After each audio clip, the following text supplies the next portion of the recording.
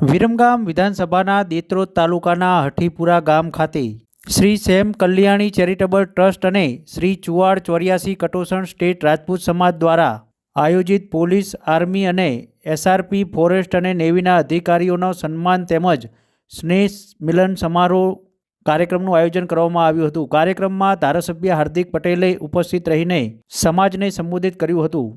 વિરમગામના ધારાસભ્ય હાર્દિક પટેલે જણાવ્યું હતું કે દેત્રોજ અને માંડલ તાલુકાના જાગીરદાર સમાજને ધ્યાને રાખીને વિઠલાપુર 4 રસ્તા પર વીર શિરોમણી મહારાણા પ્રતાપની પ્રતિમા મૂકવાનું મને સૌભાગ્ય મળ્યું છે અને હવે સમાજના યુવાનો સરકારી નોકરીની ભરતીની તૈયારી કરી શકે તે હેતુ માટે ગુંજાળા ગામ ખાતે વીર શિરોમણી મહારાણા પ્રતાપ અને અખંડ ભારતના શિલ્પી સરદાર પટેલના પુસ્તકાલયનું નિર્માણ કરવા આગળ વધી રહ્યો છું।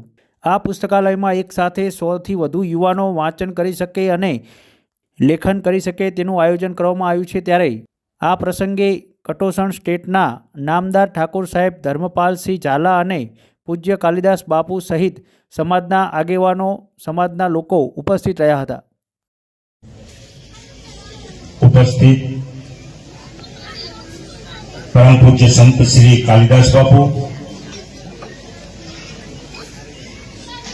કટોસણ સ્ટેટ અને આપણા આમ તો સમગ્ર સમાજના મોભી એવા કટોસણ સ્ટેટ શ્રી ધર્મપાલસિંહજી, આ વિસ્તારના માનનીય ધારાસભ્ય શ્રી, દેત્રોદ પોલીસ સ્ટેશનના પીએસઆઈ સાહેબ,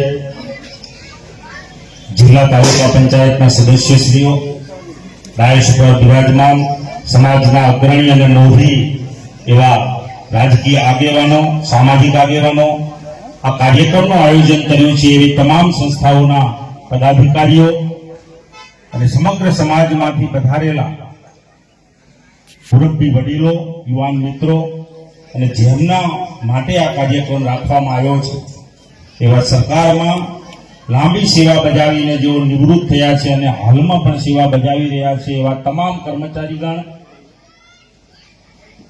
આજે આ સરસ મજાનો કાર્યક્રમનું આયોજન કરવામાં આવ્યું। આવો કાર્યક્રમ થાય ત્યારે આપણું હૃદય અને દિલ એ ગદગદ થઈ જાય, કારણ કે જેનું આપણે સન્માન કરીએ છીએ એ સન્માનિત લોકો એમના રાષ્ટ્રની, આ સમાજની સેવા બજાવીને જ્યારે નિવૃત્ત થતા હોય અને કેટલાક હજુ પણ સેવા બજાવી રહ્યા હોય અને એમનું જ્યારે સન્માન કરીએ ત્યારે એમના દિલ, એમનો આત્મા કેટલો રાજી થતો હશે, કારણ કે કોઈ પણ વ્યક્તિને સન્માન ગમે છે અને કરવું જોઈએ અને તો જ એના પોતાના જીવનમાં પ્રગતિ કરી શકે અને બાકીના લોકો પણ એમાંથી પ્રેરણા લઈ શકે। આ સરસ મજાના કાર્યક્રમમાં આપ સૌ બિરાજમાન છો ત્યારે અહીંયા બુદ્ધિજીવી લોકો પણ બેઠા છે। હાલના સાંપ્રત સમયની અંદર સમાજને કોઈ જરૂર હોય તો ઘણી બધી છે, તમામ સમાજની હું વાત કરું, ખાલી ક્ષત્રિય સમાજની વાત નથી કરતો। આ રાષ્ટ્રની અંદર રહેતો આપણો સનાતની હિન્દુ સમાજ અને સમાજને જો સૌથી વધારે અગત્યની બાબત હોય તો એ સંગઠનની જરૂર છે। બટેંગે તો કટેંગે, એક રહે તો નેક રહેંગે, આ સૂત્ર આપણા મુરબ્બીઓએ, નેતાઓએ આપ્યું છે અને એ સત્ય છે। હજારો વર્ષના ઇતિહાસની તરફ આપણે જોશું તો આપણને ખ્યાલ આવશે કે સંગઠનના ભાવના કારણે આ દેશ ઉપર, આ સનાતન ધર્મ ઉપર કેટલી આફતો આવી છે આપણને ખ્યાલ છે। જો દેશનો ક્ષત્રિય સમાજ એક રહ્યો હોત, નેક રહ્યો હોત તો કોઈ તાકાત હતી કે મુગલ સામ્રાજ્ય આ દેશની અંદર આવી શકે? ઇમામત બિન કાસિમ હોય, બાબર હોય, હુમાયું હોય, અકબર હોય, અલાઉદ્દીન ખિલજી હોય, કોઈની પણ તાકાત નથી કે આ દેશ ઉપર મીટ માંડી શકે।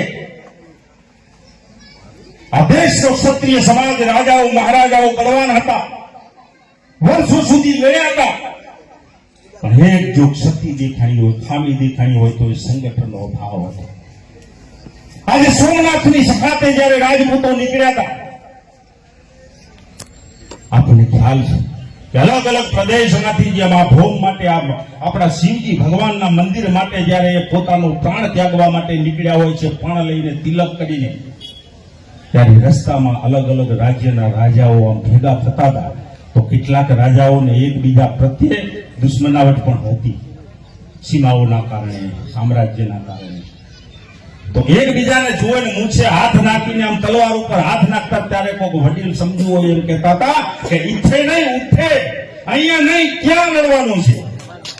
આ આપણને સંદેશ આપણને આપે છે કે આ સમાજને જો કોઈ જરૂર હોય, આ રાષ્ટ્રને કોઈ જરૂર હોય તો એ સંગઠનની જરૂર છે. સંગઠન હશે તો શિક્ષણ પણ આવશે, સંગઠન હશે તો સમાજ વિકાસ પણ કરશે. પણ મૂળ પાયામાં જો કોઈ વાત હોય, તત્વ હોય તો એ સંગઠનનું છે. અને એટલા માટે આપણા નેતાઓએ સમજી વિચારીને આ સાંપ્રત સમયમાં કહ્યું છે કે બટેંગે તો કટેંગે, એક રહે તો નેક रहेंगे. આ સમાજને પણ લાગુ પડે. આપણે પણ હિન્દુ સમાજના, સનાતની સમાજના એક અંગ છીએ. આપણા સમાજની અંદર પણ ઘણી બધી ક્ષતિઓ જોવામાં આવે છે. સમજવું પડશે.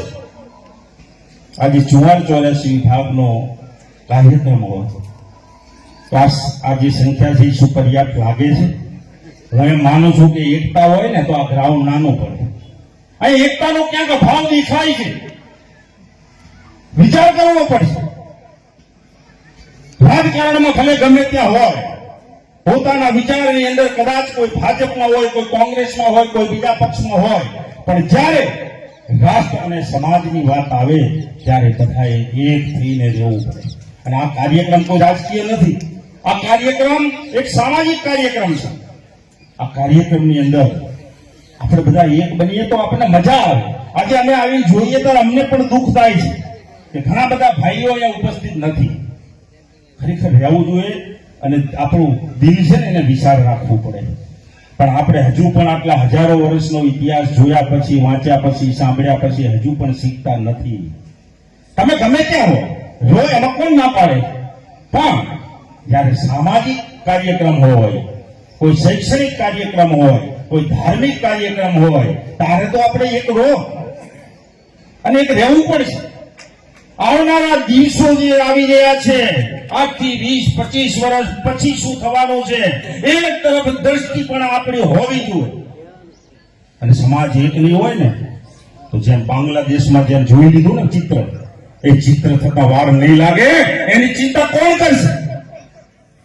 આ સમાજ, ક્ષત્રિય સમાજ અહીંયા બેઠો છે. મારે કહેવું છે, એ ત્રેતા યુગ હોય, સતયુગ હોય, દ્વાપર યુગ હોય, ત્યાં કલયુગ હોય, હજારો વર્ષથી આપણે નેતૃત્વ કર્યું છે અને સમાજની સેવા કરી છે, સમાજનું રક્ષણ કર્યું છે. અને આજે જેમ આપણું લશ્કર સીમાઓ ઉપર ભારતનું રક્ષણ કરી રહ્યું છે અને એને આપણે સલામ આપીએ છીએ, એમ ક્ષત્રિય સમાજને જ્યારે શેરીએ સામો મળે ત્યારે લોકો એમ કહેતા કે બાપુ રામ રામ, એમને નહોતા કહેતા.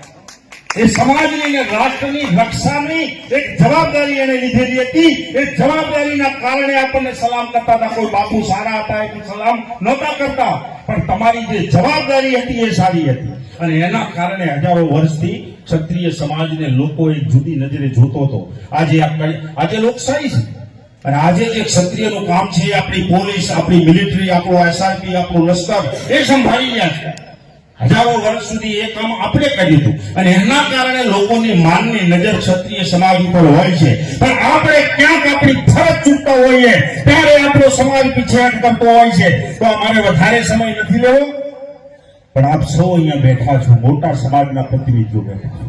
ચુવાડ વિભાગ, ચુવાડ 44 ગામનો ચુમાડ કહેવાય, 84 વિભાગ. આજે આપણો ઉત્તર ગુજરાતની અંદર જે મહત્વનું સ્થાન ધરાવે છે એવું કટોસણ સ્ટેટ. આપણે ઘણી બધી આ વિસ્તારની સેવા કરી છે અને આ વિસ્તારમાં બેઠા હોઈએ ત્યારે તો આ વિસ્તાર એ ભૂપતજીનો વિસ્તાર છે, આ કાનાજીનો વિસ્તાર છે. અને આ નરવીરોને આજે આપણે યાદ કરીએ કે એમને એમાંથી આપણે કંઈક ધડો લઈને કે આ સમાજ માટે, આ ક્ષેત્ર માટે તમે લખાવો છો ને જાગીરદાર સમાજ, એ જાગીર એમને નથી મળી. એવા વીર કાનાજી ભૂપતજીએ ભોગ આપ્યો હતો ત્યારે આ 44 ગામનો આ ગિરાસ દરબારો મળ્યો હતો. તો આજે આ સમાજ અહીંયા બેઠો છે ત્યારે આપણા વીર પુરુષ હોય, મહારાણા પ્રતાપ હોય, શિવાજી મહારાજ હોય, બંદા વેરાગી હોય, આવા અનેક લોકો થઈ ગયા કે આ રાષ્ટ્ર અને સમાજ માટે પોતાના પ્રાણની આહુતિ આપી આજે ભારત માતાની બલિવેદી ઉપર પોતાના પ્રાણની આહુતિ આપીને આ દેશની સંસ્કૃતિને